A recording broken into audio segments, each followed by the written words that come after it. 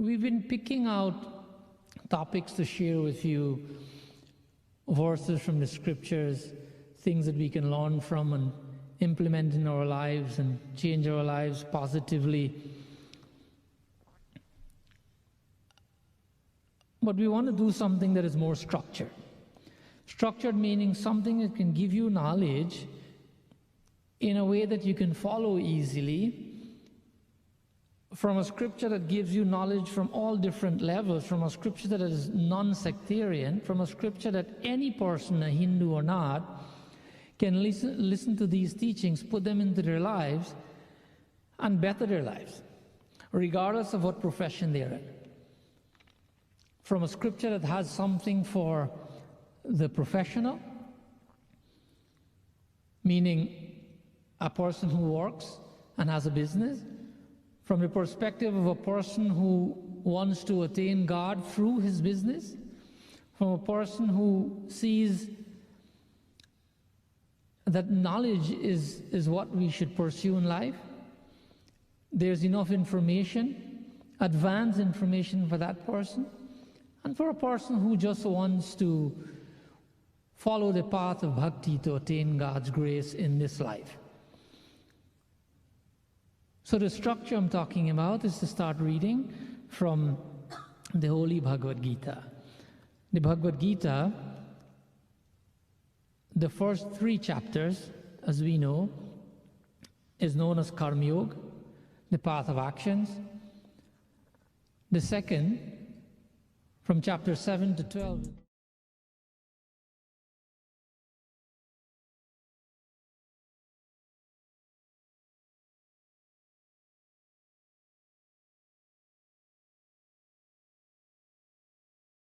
of knowledge, where Tattva Yoga is given, the highest knowledge of the self and of God. A few weeks ago on another platform, on another program, we gave a brief overview of the scriptures. Now I mentioned that we will be reading from Bhagavad Gita. So Bhagavad Gita is one of the main scriptures that we have, or the more popular scripture. But in Sanatana Dharma we have many scriptures.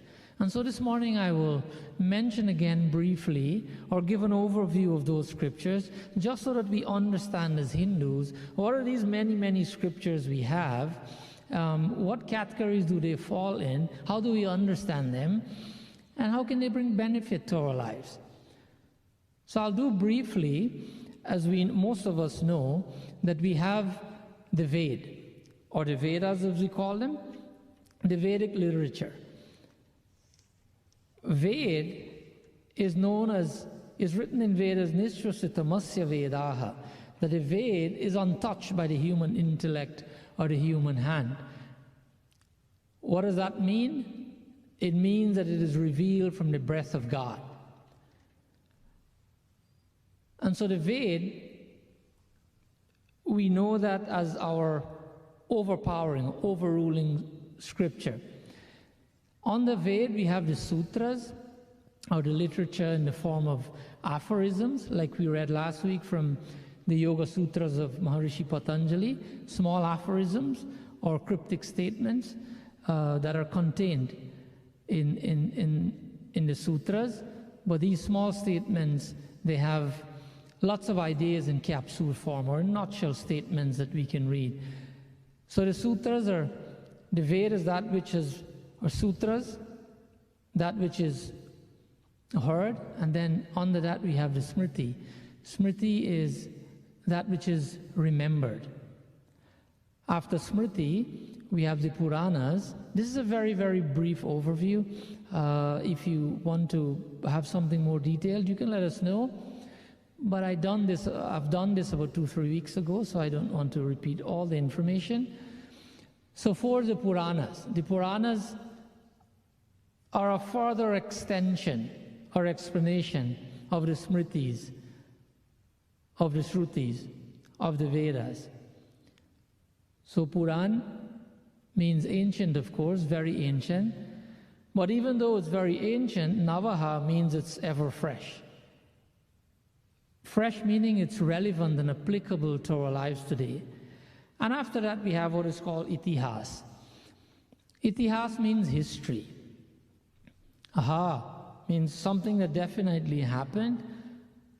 Asaha, that which has occurred. So itihas means something which has occurred, not something that we call an epic, because sometimes an epic, when we refer to epic, we're making a connotation that this did not necessarily happen. So the Ramayana and the Mahabharata, they fall into the category of itihas, not epic, but that which has happened. Now, this leaves us with Bhagavad Gita. Where does the Bhagavad Gita fall? Bhagavad Gita can be found in the scripture that we call itihas, the Mahabharata. It can be found in the Bhishma Padava, the sixth part. From chapter 25 onwards, you can find Bhagavad Gita in the Mahabharata, which you refer to as itihas. However, we have to make a conclusion as to whether the Bhagavad Gita is itihas or it is not. Now, as we know, firstly, the Bhagavad Gita came into being by Bhagavan Sri Krishna, who was reading it to Arjuna, who was explaining to Arjuna. But it was heard by Sanjay and also been explained to the king Dhritarashtra.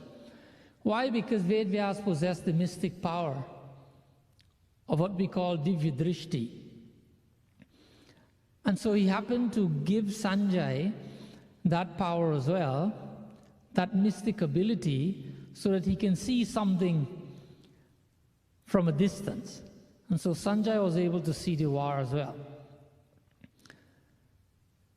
And so there's guidance in Bhagavad Gita, like I said, for spiritualists. Sanjay is explained to Dhritarashtra. Spiritualists meaning God-seeking people or individuals. And then there are people who base their lives on actions. But still they would like to call themselves spiritualists or action-based spiritualists. And then there's knowledge-seeking spiritualists. Everything can be found in the Gita because the Gita is called Amba, mother. Remember the prayer? In Gita Dhyanam it says, Ambatam anusandadami bhagavata gite bhavadveshinim. Amba means mother. So whatever one seeks in life can be had from Bhagavad Gita. Gita is not necessarily confined to Sanatana Dharma or to Hinduism, because Gita gives a way of life, a way to live. It teaches us. It enhances whatever way of life we have now. Gita enhances that, brings more power, more presence, more success to whatever we're doing now. So in Bhagavad Gita, Sri Krishna helps Arjuna to understand. And this is one of the examples of Bhagavad Gita. When Arjuna was in a predicament, Sri Krishna helped him to understand, Arjuna, that you're way more powerful than what is going on with you in this moment. That these challenges are smaller than you. That all you have to do is start looking at the presence of the divinity within you and around you. Because Bhagavan was right there and Arjuna was looking for inspiration someplace else. He was giving up, he was confused. If we want any kind of knowledge, like we said, they're amongst all the scriptures, as we will explain. The Gita is like a pendant. If all the scriptures is a necklace, the pendant is what emphasizes, it brings out. It makes that necklace more present. And so the Gita is like a pendant in that necklace. It's like a special jewel. Gita sugita kartabhya kimanyvaisha savistrai he swayam padmanabhasya mukhapadmaduni sritaha. This is Gita Mahatmya. A point to note is Gita Mahatmya comes from the Padma Puran. And so this verse is saying that one need only very attentively and very regularly, one should read and listen to Bhagavad Gita, because what? It has all the Vedic, or the essence of the Vedic literature. Sashtra Vishtravaya.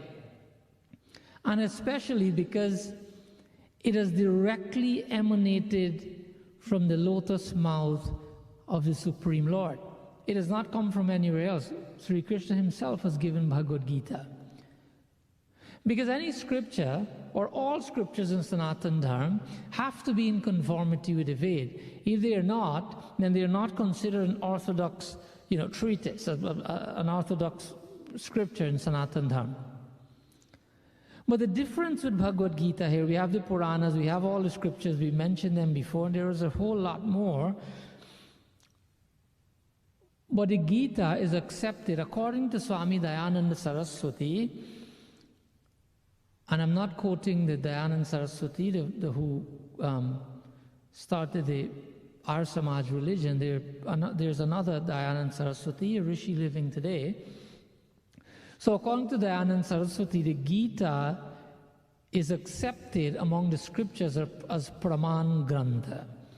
What does that mean? The same category that the Ved is in, the same category that is Smritis and Shrutis are, and these are called, Shruti Praman, Ved Praman, etc. That the Gita falls into the category of those scriptures and not necessarily Itihas, even though it is written in the Mahabharata, which is considered an Itihas. Why? Because of the Gita's affinity and its fidelity to Ved. For example, Imam Vishwate Yogam Proktavanaham Abhyayam in Bhagavad Gita, chapter 4, verse 1. There are so many reasons why Bhagavad Gita is Praman. And like I said, even though it is written there, this is what Bhagavad Gita says. The meaning of this verse is that in the beginning of creation, Bhagavan is saying here that I gave this knowledge of Gita to the Sun. Sun meaning S-U-N. This is chapter 4, verse 1. And the Sun, S-U-N, gave it to his son, S-O-N. So the Sun, which is Surya, gave it to his son, who is Manu. And Manu is the original progenitor of humankind. We know of Manu and Satrupa as the first people. And in turn, Manu gave it to his son, Ikshvaku. And as we know that Ikshvaku was the first king of the Solar dynasty. Sri Krishna states here that in knowledge which he is revealing to Arjuna is eternal and was passed down through the descending process of knowledge from guru to disciple, for example. This is why Bhagavad Gita is called Bhagavat or Bhagavad Gita, the Song of God, because it was given by Bhagavan himself. So because of that, the Gita is not in the category of Itihas. That continues to astound people with its discerning and perennial wisdom.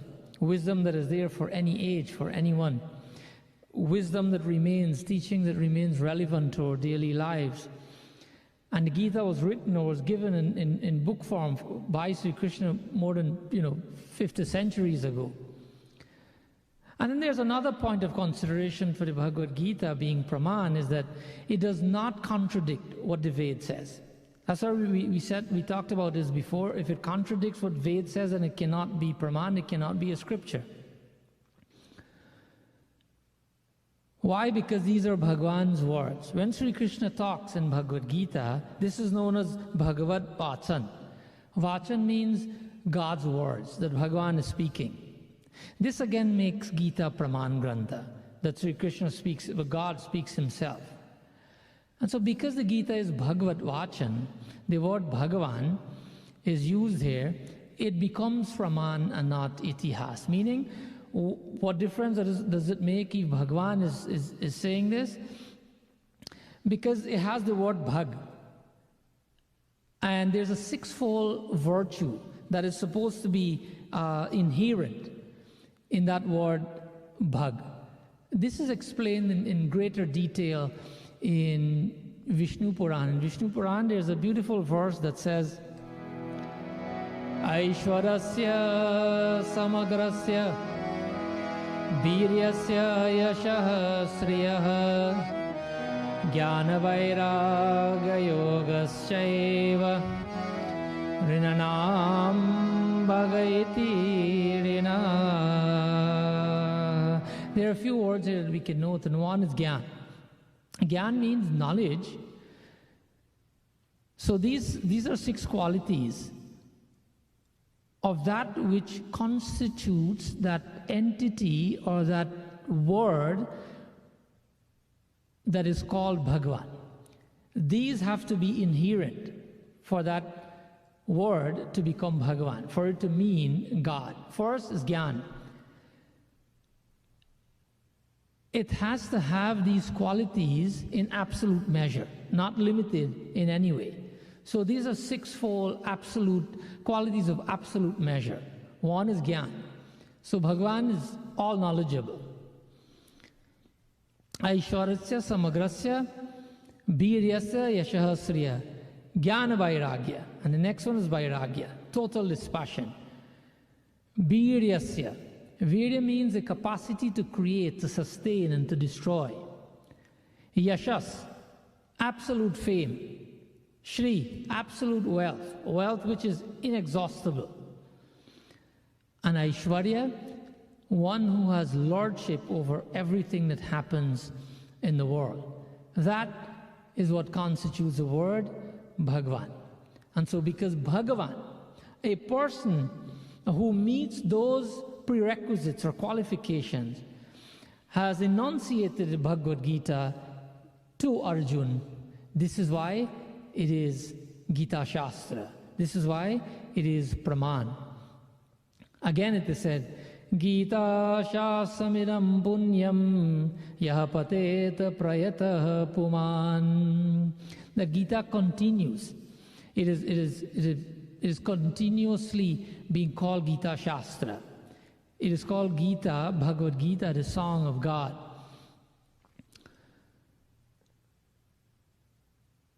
So from these examples, we'd be able to put together that Bhagavan Sri Krishna has revealed the Bhagavad Gita to Arjuna, and so because of that, it is Praman. So before we close this morning, we just want to mention a few different Gitas that are present with us that we can read and we can understand. Like we said before, Vishnu Padmavapnoti, Gita Shastramidam Punyam. Vishnu Padmavapnoti, that the Gita is called Gita Upanishad because it encapsulates all of the important aspects of knowledge in the Veda. This is why it is also called, there's a popular mantra in Padma Puran that is also in the Gita Mahatmya. It says, Sarvo Upanishado Gavo Dogda Gopalanandana Partho Vatsa Sudhira Bhokta Dugdam Gita Amritam Mahat. This verse explains the reason why Gita is called Gita Upanishad. Remember, it was Gita Shastra, now it is Gita Upanishad. Remember, it is Praman. The Shastras, the Upanishads, the Upanishad falls in the category of Praman.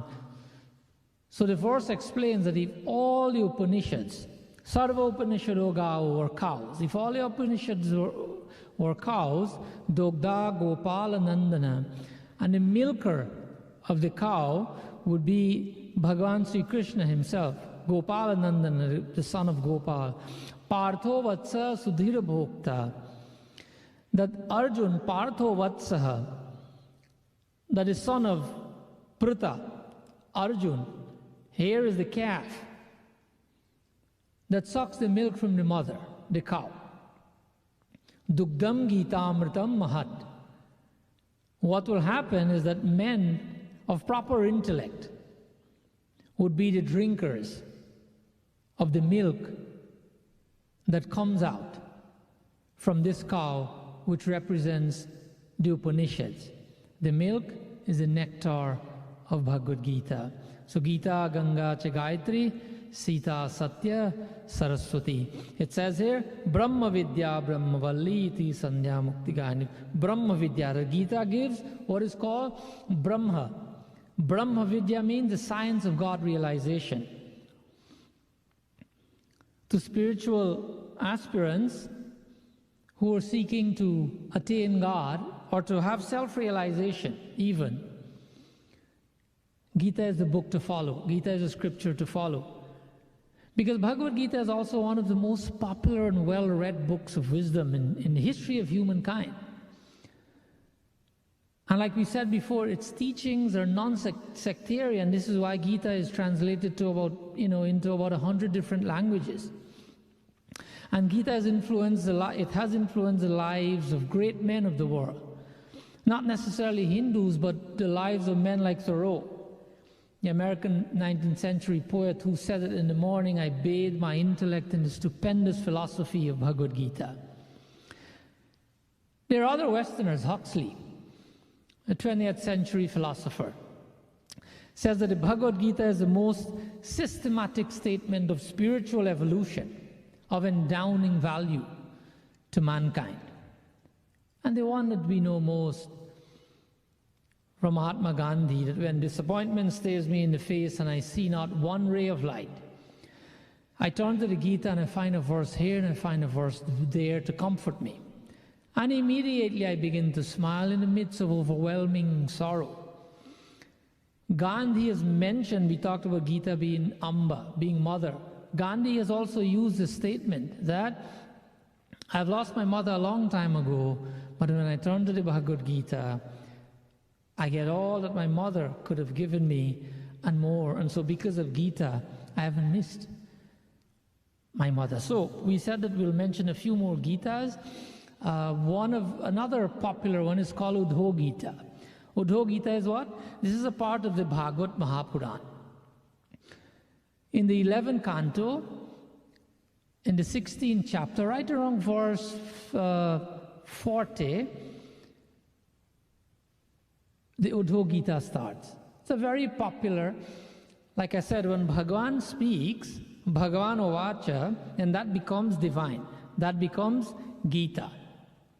And so here, Bhagavan speaks with Udho. In Kurukshetra, he was speaking with Arjun. So whenever Bhagavan speaks, it's referred to as Gita.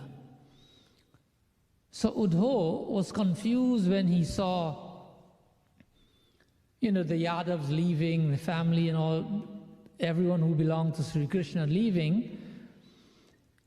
And so he approached Bhagavan Sri Krishna and he started having a conversation with him. He approached Sri Krishna at a private place. Now, it is written in Bhagavad Mahapuran how much Bhagavan Sri Krishna himself talked about the knowledge of Udho. But even with all that knowledge, Udho could not have understood what was happening. And so he approached Sri Krishna, and this part, about 1,000 verses from the verse I mentioned, this is what constitutes what is called Udho Gita. A thing to note from Udho Gita is when at the end of the conversation, Bhagavan Sri Krishna himself says that Udho has the same level of knowledge with me. What he didn't have was bhakti. And Sri Krishna sent him in the end of that conversation to the gopis. What happened there is that Udho got a very practical lesson in what bhakti is, because he didn't believe in bhakti before. He was proud of his knowledge.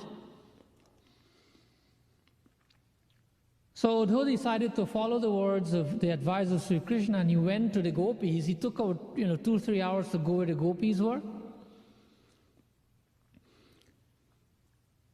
And when he was finished, when he was blessed with divine ecstasy from the lives of the gopis without them lecturing to him, Uddhava was returning to Sri Krishna, but it took about 6 months to return. Why?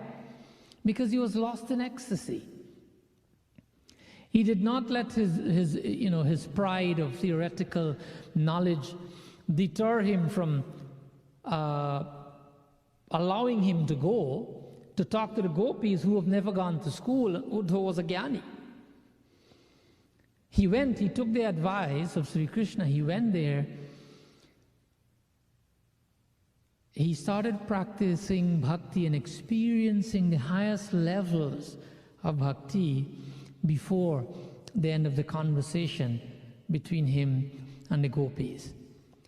There's another Gita that is called the Ram Gita. Why is it called Ram Gita? This is a part of Uttar Kaand of Ramcharitamanas. Uttar Kaand, as we know, is the 7th chapter. Right around Doha 42 or so, if you check Ramayana, Ramcharitamanas, you will find there, Ek baar Raghunath bulaye, Guru Dvij Purvasi sab aaye. That Bhagavan Sri Ram was speaking to the residents of Ayodhya for the first time, for the only time in 11,000 years. And there's some beautiful chaupais that are recorded in Ramcharitamanas of that lecture that Bhagavan Sri Ram gave to the residents of Ayodhya. Now we would not sing all of them, but one chaupai that is very popular is Ehi tan kar pal vishayan bhai Swargahu swalpa ant dukhdai. Bhagavan Sri Ram advised the residents of Ayodhya, do not perform your actions with heaven as the result. Perform your actions with bhakti in your mind and you'll attain my abode. Because if you go to heaven, and this is written in all the scriptures, from Ved to Ramayana to Bhagavad Gita, if you do actions and claim the results of those actions, you'll go to heaven temporarily. But what happens there? Swargahu swalpa ant dukhdai. That when the merits of your actions are depleted, then you will return to Bhulok to suffer in 8,400,000 species. There's also a very beautiful doha that is written there in Uddhava Gita, in Ram Gita. This is how it goes.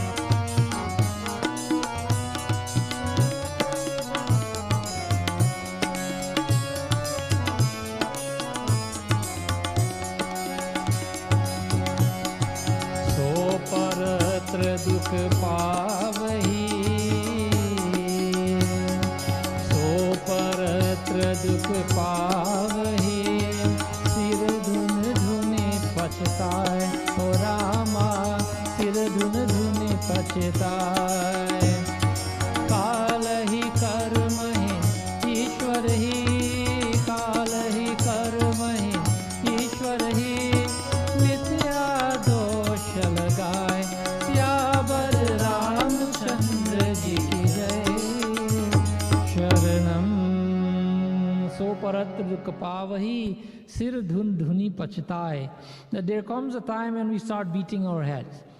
This is mentioned here in Ram Gita, in Ramcharitamanas.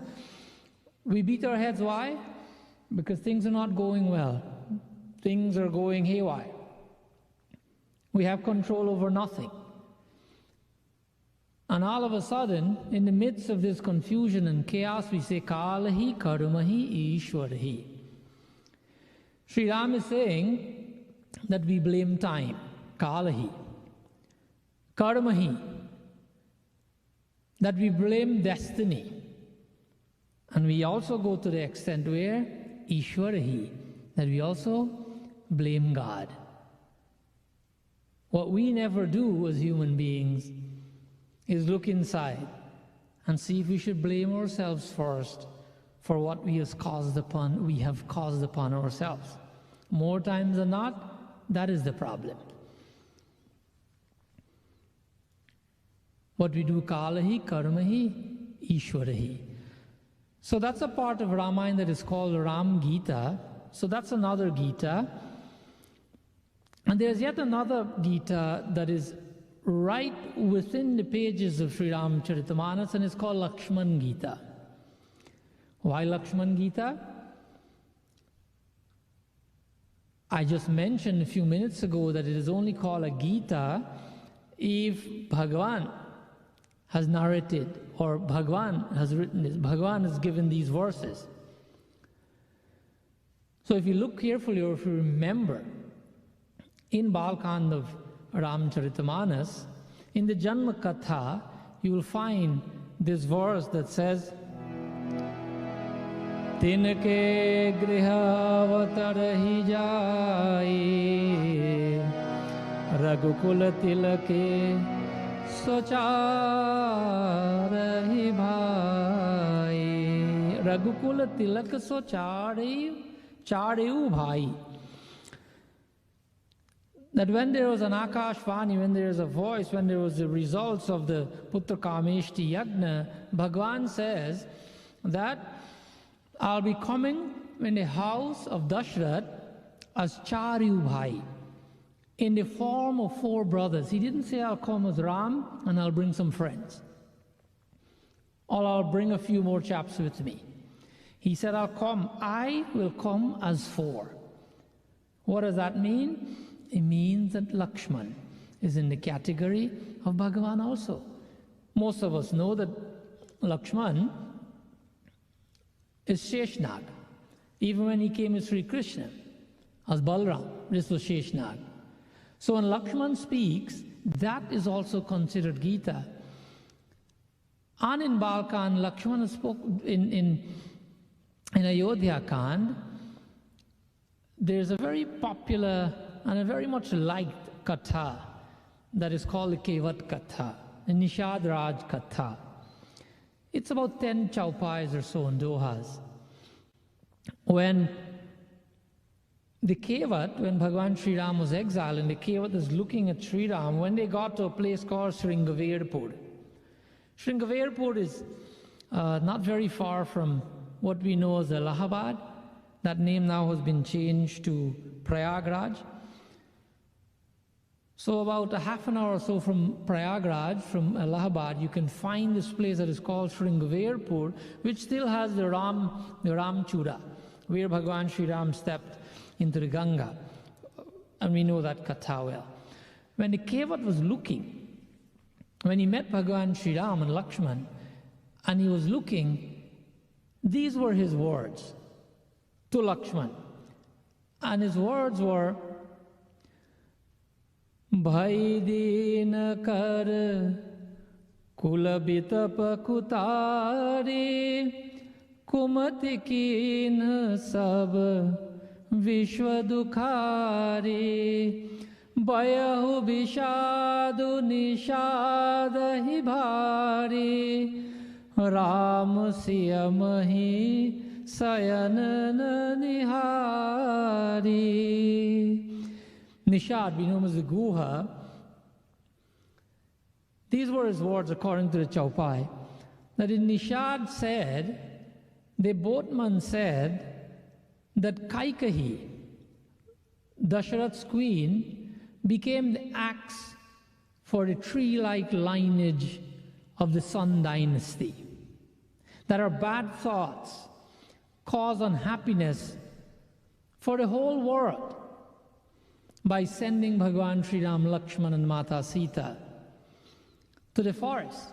So Nishad became very, very sorrowful on watching Sri Ram and Mata Sita asleep on the ground. He's saying that these are princes and a princess, because Mata Sita is from Videha, from Mithila, from Janakpur, the daughter of a king. And they're accustomed to palaces and thousands of elephants and servants and crystal chandeliers and golden thrones, etc. And here they are sleeping on the ground. So the Nishad was confused. So this is what makes it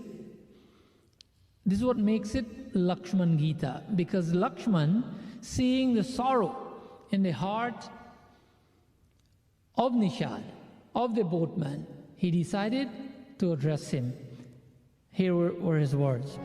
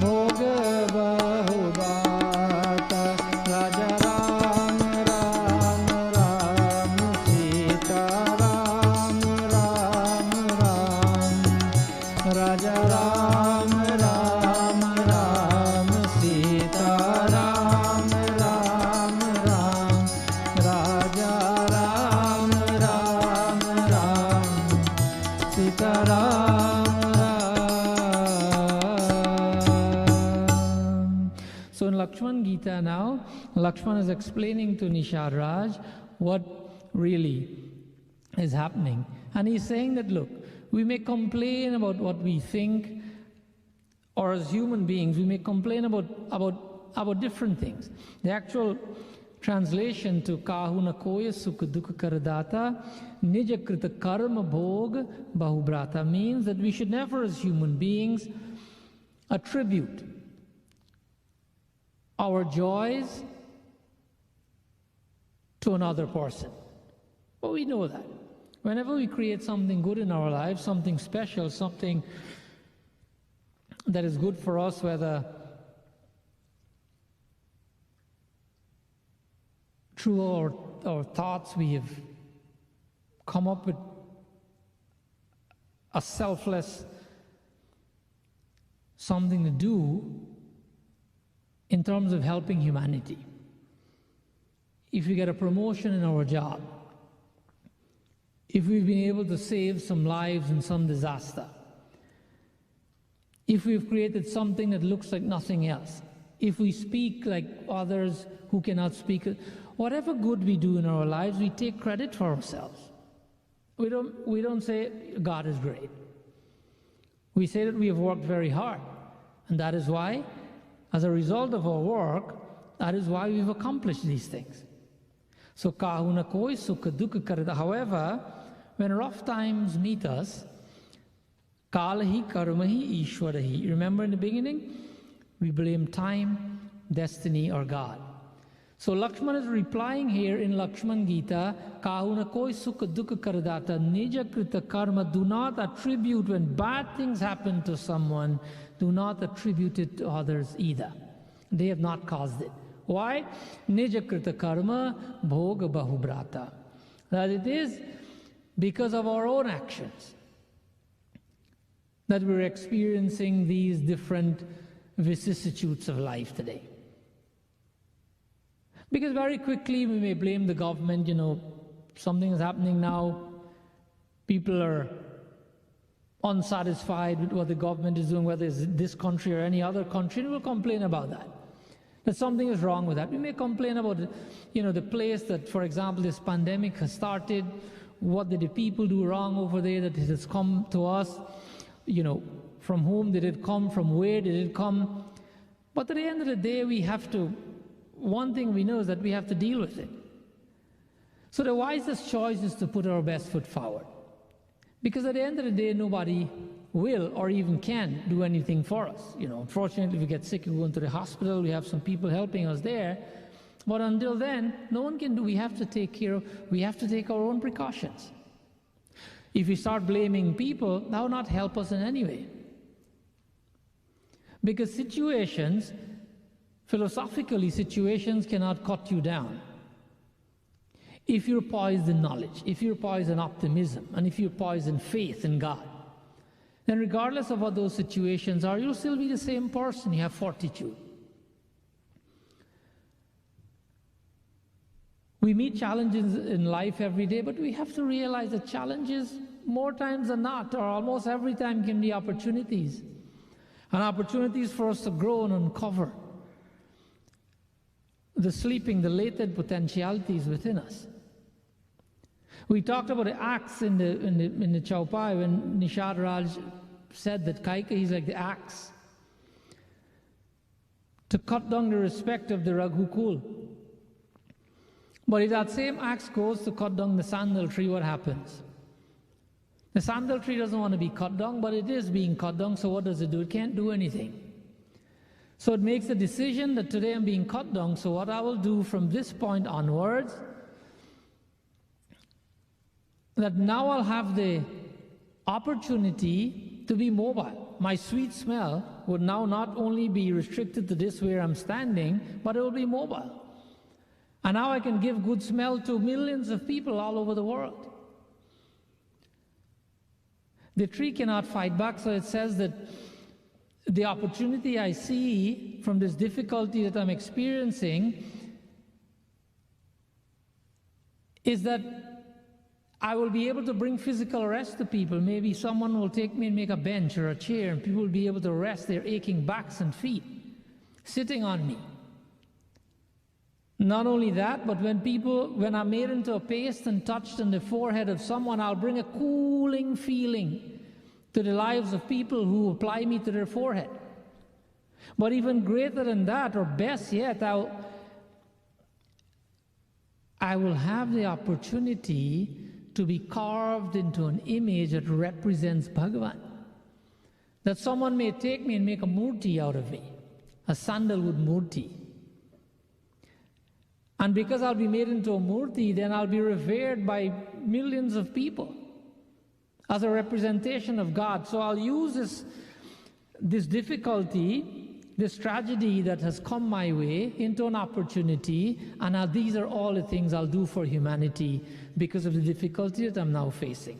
So today I'm grateful for this bad experience of being cut down. I'm so fortunate. And so that's why I'm grateful. So Bhagavan Sri Ram, while he was in exile, he performed his duties, but when he came back, and also before going, he expressed his gratitude to Kaikeyi for sending him to the forest for 14 years when he was supposed to be crowned king. But Sri Ram had a different spin, and he said to Kaikeyi that thank you for this opportunity to take the burden off of the shoulder of my father. That this is this duty of a son. And today I relish this opportunity to perform this deed for my father. So in the end, this disaster that Bhagavan Sri Ram went through for 14 years actually brought peace to the world by killing Ravan and by destroying evil. Dashrath was unwilling to send Bhagavan Sri Ram in the beginning. But Dashrath has died when Bhagavan Sri Ram was in exile, we know that. And he was crying and lamenting for Sri Ram because he was thinking from the emotions and not from his intellect and from the big picture. And so when Bhagavan Sri Ram came back, Dashrath was now in Indralok. He had died and living in the heavenly regions. Even then, because he was living there, he had the power to come back and to visit his son and Mata Sita and Lakshman. Dashrath came back to Ayodhya from Indralok, and he was speaking to Bhagavan Sri Ram. He said to Bhagavan Sri Ram that today I'm so proud of you that you have been so successful at such a Herculean task, but yet the sacred one you faced it head on. And Dashrath congratulated Bhagavan Sri Ram for facing such a tragedy with such a cool head, with the best interests of others. And so as a result of that, he brought new life to the entire world. Dashrath said to Sri Ram in the beginning, when he came, in the end, when he was leaving to go back to Indralok, he said, Taritoham Tvaya Putra Supitrena Mahatmana Ashtavakrena Dharmatma Tarito Brahmano Yata. This is actually Valmiki Ramayana, when this is the Ayodhya Kaand, to be exact, the 119th chapter, the 17th verse. Dashrath is saying to Bhagavan Sri Ram that it is because of you that I've been conveyed across this difficult world. I've been sent across this difficult world, and now I live in Indralok. And so that makes you a very worthy son. If you listen to the words, it said, Ashtavakrena Dharmatma. Dashrath said to Bhagavan Sri Ram that even as Kahora, a Brahman was redeemed by Ashtavakra. Now this is another katha that we cannot read now, but Ashtavakra is another Gita, Ashtavakra Gita. And so it is a legitimate Gita because it is mentioned in one part of a Mahabharata, it is mentioned in Valmiki Ramayana by Dashrath, it is mentioned by all the great saints. It was mentioned by Ramakrishna and Swami Vivekananda, etc. And then there's also another Gita that is called Guru Gita. It's also written by Vedvyas. So in conclusion, all the qualities that are there in Bhagavad Gita that we talked about before, if we take this verse from the Gita Mahatmya, most of us know it, so let's chant it. Maranilamar Malaniramo Chanam Punsam Jalashnanam Dine Dine Sakida Gitam Bhasi Snanam Sansaramalnashanam. Gita Mahatmya says, Malaniramo Punsam, Jal Snanam Dine Dine. In the same way that we Jal Snanam, day after day, we take a bath to ensure that the body is clean. Why? Because Malaniramo, the mud that is on our body. Sakrita Gitam Bhasi Snanam, that if we take the teachings and the milk of Bhagavad Gita and we apply it, not just read it, not just understand it, not just being able to recite the Gita verses, but Sakrita Gitam Bhasi Snanam. To apply the Gita's teachings to our daily lives, Sansara Malanashanam. We will be able to wash away the impurities of the world from us, and we'll be able to live a very peaceful and a happy life. So, this is the little message that we would like to bring to you this morning, that the Gita is Sarvo Upanishado Gao, that is Gita Upanishad, that is Gita Shastra, that it has something for everyone, and that if we take the message of the Bhagavad Gita as our nectar, we apply it to our daily lives, then we will be able to every day, we will be able to wash away the impurities from our lives and lead a life of peace, of contentment, of happiness, a life of knowing God. So before we go into our meditation today, I would just like to conclude with a little bhajan that we've prepared. Most of you know.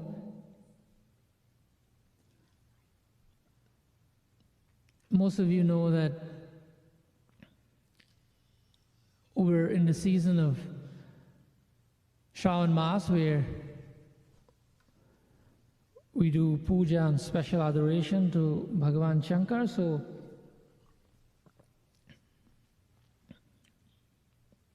we'll do a small bhajan to Bhagavan Shankar, but I want to leave you with a little story. The story is titled Turning the Fearful into the Useful. Why? Because of the situation, the pandemic and the difficulties we're going through in life, things are happening to so many families and they don't know what to do. And so this story is about Moses, who heard a voice in the bush. In the bush next to him, there was a hissing sound.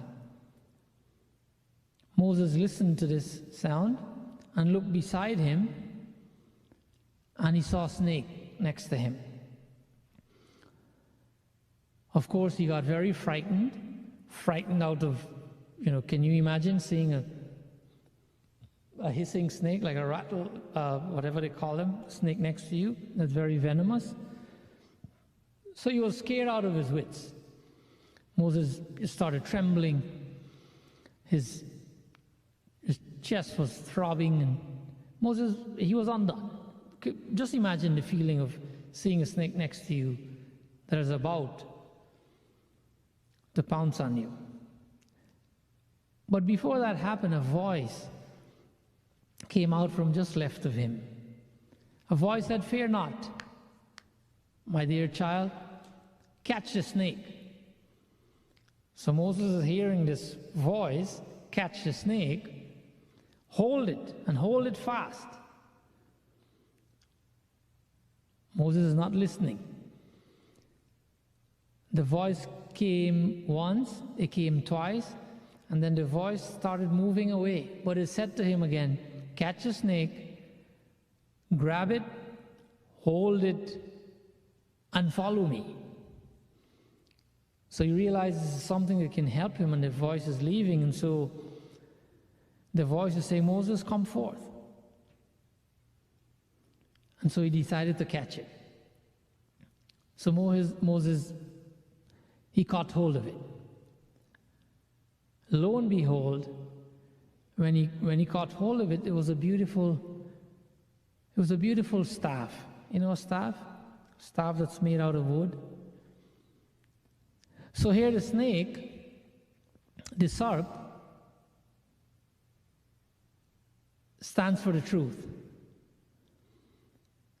And according to Hindu philosophy, the truth or final reality is represented by the snake. The snake calls up itself. If you look at a snake that's sitting restfully, it calls up itself in a spiral form, making circles within circles, if you look at it carefully. And the snake will even put its tail back into its mouth. So the two extremes will meet. Similarly, for those of us who live in this world, we have circles within circles. Some of us experience on a daily basis. Everything seems to repeat itself, especially if it's something that is unpleasant. But there's a universal law or a principle which runs through the whole world. And that is that if we look at this snake, the way it wraps up and the extremes meet, we will find out that that happens to so many people on an everyday basis. For example, we're going through the pandemic right now, and then a few days ago, I think there was an earthquake in Mexico, 7.6 something, and killed about 10 people. In a pandemic, when people are trying to save themselves, but outside the people that died because of the earthquake, people got injured. Now, one problem is the pandemic. A second one is that you're now injured. A third one, another circle within the circle of injury, is that you have lost your house. And then there can even be a smaller circle within those circles. You got injured, you got so scared that you'll die, and you got a heart attack. So all kinds of things are happening to a circle within a circle within a circle. So to catch hold of the snake means to put yourself very boldly into the position, according to the story, into the position of the wielder of divine law, or the ruler of the universe. Put yourself boldly in that position and realize your oneness with divinity. If you do so, then the moral of the story is that the world is a very dreadful dragon to anyone who fears it, like Moses feared the snake. But the world serves him very faithfully who faces it boldly.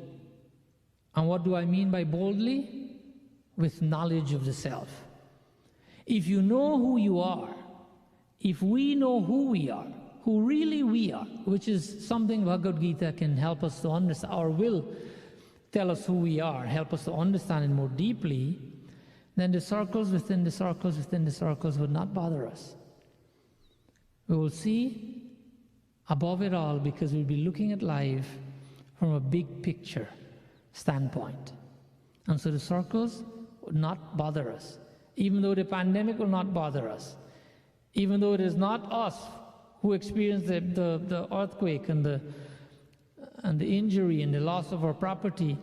Sometimes we live in the same mental position of those people. We live fearfully every day. So if we take this story very seriously and we listen and learn from Bhagavad Gita, it would help us not only to handle those situations in life, but also to bring us closer and closer to Bhagavan, while we're being successful at everything we do. This is our message to you this morning. We hope and pray that you stay safe. And I want to again thank all the Pandits who have come on board with us. Pandit Tulsi of Legwan, Pandit Amit Paresar of 72 Village, and all the other Pandit Nishalji, all the other Pandits who joined us this morning. Thank you.